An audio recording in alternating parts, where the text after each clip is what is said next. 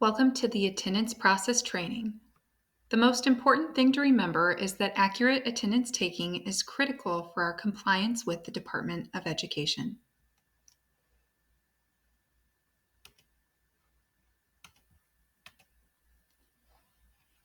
The first 4 weeks of the term are very important. Although STLCC is not considered an attendance taking institution, we are obligated to record attendance during this time frame so that our financial aid processes may run accurately and with compliance.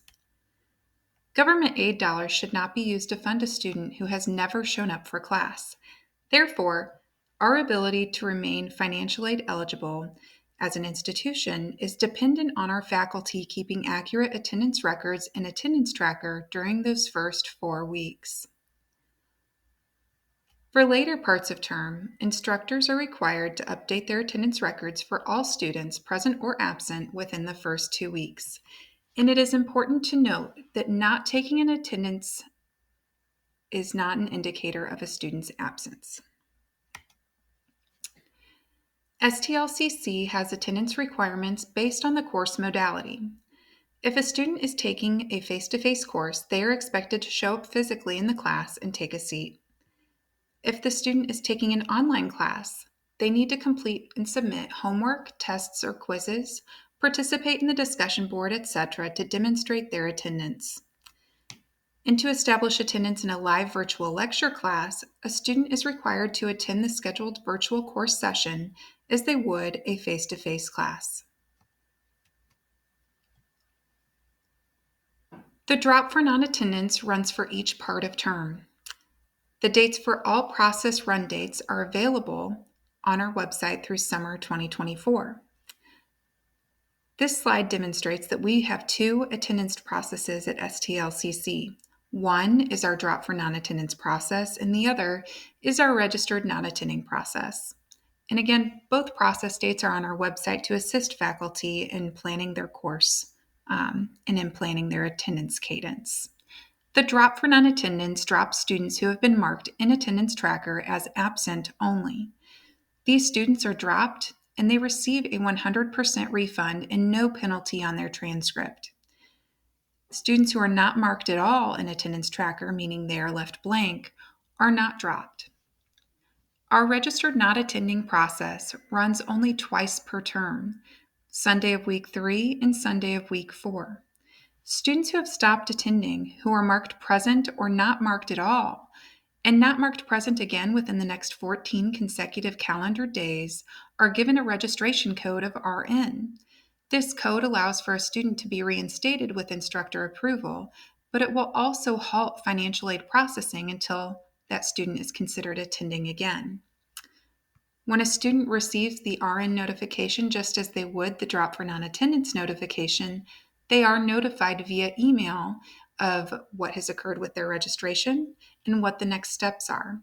Please note that when a student is moved to registered not attending, they are still registered for your class and will need to get a final grade at the end of the term if that registration status persists.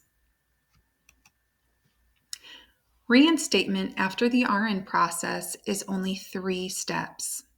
Previously, the reinstatement process required instructors to submit individual pieces of paper for each student needing a reinstatement. It was frustrating for instructors and the offices that processed them. Now the process is automated based on accurate attendance records. The first step of the process is if an instructor wants to allow for a reinstatement, they may choose to have the student make progress in the class by completing a certain assignment, attending a subsequent session, etc. And 2, once this happens, the instructor will update attendance tracker with a record of present for the student for the associated class session. And then 3, the automated process will run daily and will reinstate the student in the class.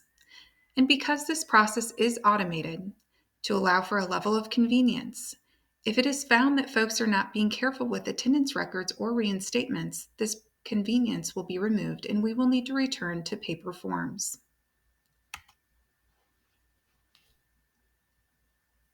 The re-enrollment after drop for non-attendance.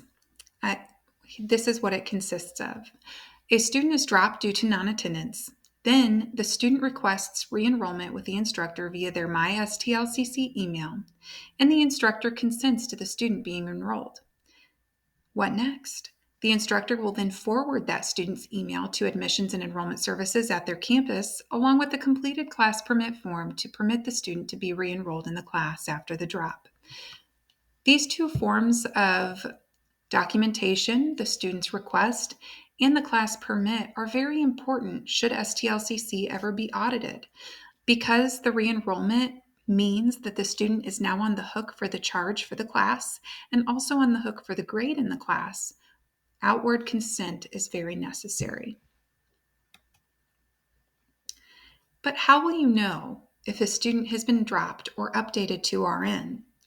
Well, every day at about 5 o'clock, my office sends an automated email to faculty to inform them of activity concerning registration in their class.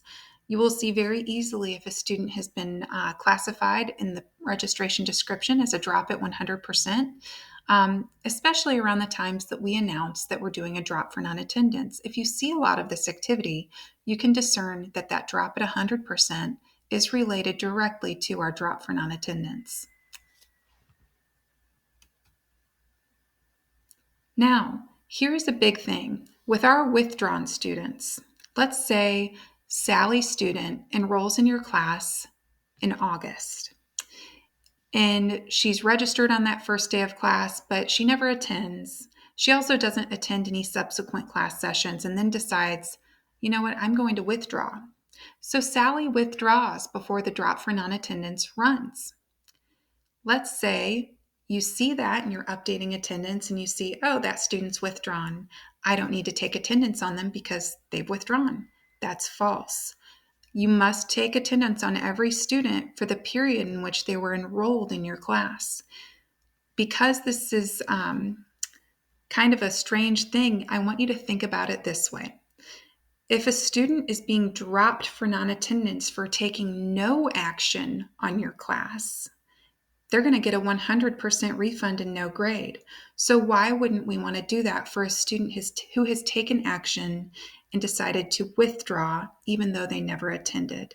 We need to be treating both sets of students the same and not disadvantage students who are truly trying to be proactive with their account. So it is imperative, even if the student has withdrawn from your class, that you update their attendance for the period that they were on your roster as an enrolled student. Our drop for non-attendance process will see if a withdrawn student has a record of absent only and process the remainder of their refund and remove the W grade from their transcript. It is important that we treat our students with equity.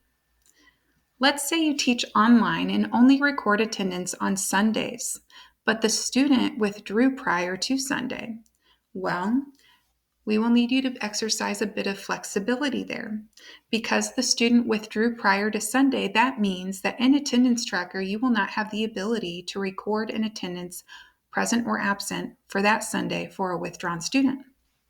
Therefore, you will need to navigate to a date in which they were enrolled. So using that date icon at the top in the scroller, you'll be able to get to a session date for which they had enrollment and update their record to absent accordingly. So now that we've discussed some of our processes, I want to take you through the actual mechanics of taking attendance at STLCC. Now, I want you to remember Attendance Tracker is fun.